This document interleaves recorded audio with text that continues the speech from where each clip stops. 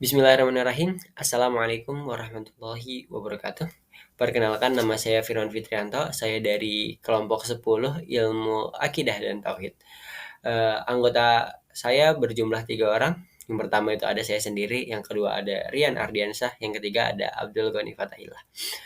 Nah, kelompok kami membahas tentang potensi dasar manusia. Oke, teman-teman.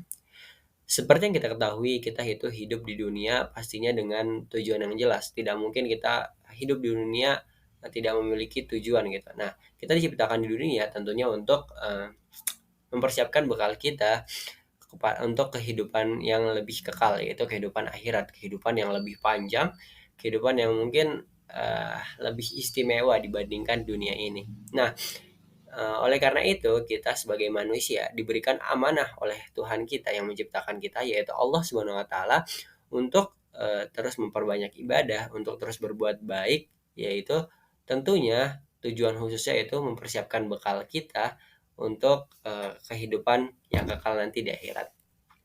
Nah, karena Allah memberikan amanah kepada kita, tentunya Allah memberikan potensi. Apa itu potensi? Allah itu memberikan fitrah atau yang mungkin biasa disebut dengan sesuatu yang udah menempel pada diri kita yang bertujuan untuk membantu kita atau memudahkan kita dalam beribadah kepada Allah, tentunya untuk mempersiapkan bekal kita ke akhirat nanti. Nah, apa aja sih potensi-potensi yang telah Allah berikan kepada kita? Yang pertama itu ada potensi jasmani. Nah, tentunya itu potensi fisik. Potensi fisik seperti apa sih? Tentunya Allah memberikan kepada kita kesehatan, kekuatan, mungkin kita jadi lebih kuat, lebih jarang sakit karena Allah memberikan kita potensi jasmani, fisik yang mungkin memudahkan kita untuk beribadah. Allah memberikan kita kaki untuk mudah melangkah ke masjid contohnya dan lain-lain. Nah, Allah memberikan potensi jasmani kepada kita. Dan yang kedua itu ada potensi vitalitas, yaitu eh, potensi yang kekuatan ruh yang Tuhan kita berikan kepada kita gitu. Allah berikan kepada kita, yaitu potensi vitalitas atau potensi rohani.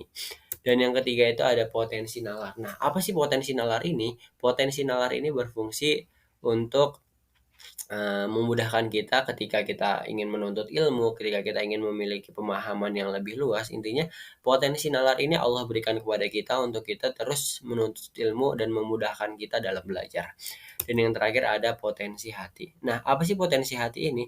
Allah memberikan potensi hati tentunya agar manusia ini bisa berakhlak, agar manusia ini bisa beretika kepada sesama manusia lainnya. Nah, kita lanjut. Nah, potensi dasar manusia ini kita akan membahas pada 3 poin aja, yaitu pengertian fitrah, hadis yang saling berkaitan dengan fitrah, dan implementasi dalam pendidikan. Gimana sih fitrah ini bisa kita implementasikan dalam pendidikan? Nah, selanjutnya, apa sih itu pengertian fitrah? Menurut Islam, fitrah manusia adalah wujud yang diciptakan dengan diciptakannya manusia. Maka manusia mendapat dari Sang Pencipta potensi kehidupan yang dalam hal ini dikaitkan dengan konsep hakikat manusia. Nah, dari pengertian ini kita bisa ambil kesimpulan bahwasanya fitrah itu adalah sesuatu hal yang memang sudah melekat dari lahir. Allah memberikan kita fisik, memberikan tangan, memberikan kita mata, memberikan mata hidung, memberikan kita hidung, mulut, dan lain-lain. Allah juga memberikan kepada kita hati agar kita bisa beretika. Jadi adalah fitrah itu adalah wujud yang diciptakan oleh Allah, tentunya seperti yang saya sampaikan tadi, untuk memudahkan kita untuk melakukan aktivitas-aktivitas. Nah, kita lanjut ke hadis. Ada hadis yang diriwayatkan oleh Imam Bukhari yang artinya seorang bayi tidak dilahirkan ke dunia ini melainkan ia dalam keadaan kesucian atau fitrah. Kemudian kedua orang tuanya lah yang akan membuatnya menjadi Yahudi, Nasrani, ataupun Majusi. Sebagaimana hewan yang dilahirkan dalam keadaan selamat tanpa cacat. Maka apakah kalian merasakan adanya cacat? Kemudian beliau membaca firman Allah yang berbunyi, tetaplah atas fitrah Allah yang telah menciptakan manusia. Menurut fitrahnya itu tidak ada perubahan pada ciptaan Allah, itulah agama yang lurus. Nah, dari hadis ini kita bisa ambil kesimpulan bahwasanya uh, fitrah manusia ini diberikan kepada berbagai macam manusia ya. Jadi fitrah manusia ini diberikan bermacam-macam. Jadi mungkin ada manusia yang diberikan fitrah untuk beragama Islam, ada yang beragama Nasrani berdasarkan orang tuanya gitu, karena orang tuanya lah yang mempengaruhinya. Kita lanjut. ada tentang implementasi kepada pendidikan. Nah, gimana sih kita mengimplementasikan nilai-nilai fitrah ini kepada pendidikan, khususnya pendidikan yang mungkin ada di Indonesia? Kita dilahirkan tentunya sesuai dengan dalam surat Al-Baqarah, kita diciptakan yaitu sebagai pemimpin, dan juga dalam Az-Zariyat kita diciptakan untuk beribadah. Nah, sesuai dengan bahasan tadi di awal saya sampaikan bahwasanya kita diciptakan dengan tujuan yang jelas. Apa tujuannya? Yaitu mempersiapkan bekal kita untuk akhirat nanti yang lebih kekal gitu.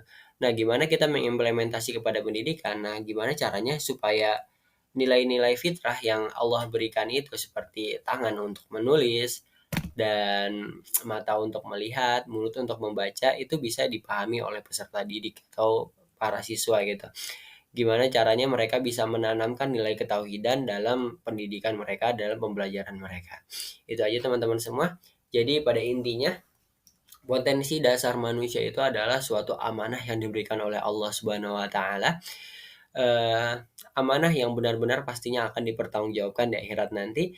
Jadi potensi dasar manusia ini bertujuannya ya untuk mempersiapkan bekal kita di akhirat nanti. Tujuannya untuk terus beribadah kepada Allah. Nah, ketika kita menggunakan potensi dasar yang diberikan oleh Allah itu secara tidak baik gitu, tentunya pasti akan dipertanggungjawabkan juga gitu di akhirat nanti. Jadi mungkin buat teman-teman semua, yang kita semualah yang pastinya diberikan oleh Allah fitrah atau potensi, tentunya kita harus memaksimalkan potensi itu untuk terus meningkatkan keimanan dan ketakwaan kita, dan tentunya terus menanamkan nilai ketauhidan dalam apapun itu dalam kehidupan kita. Oke, mungkin itu saja dari kami tentang potensi dasar manusia.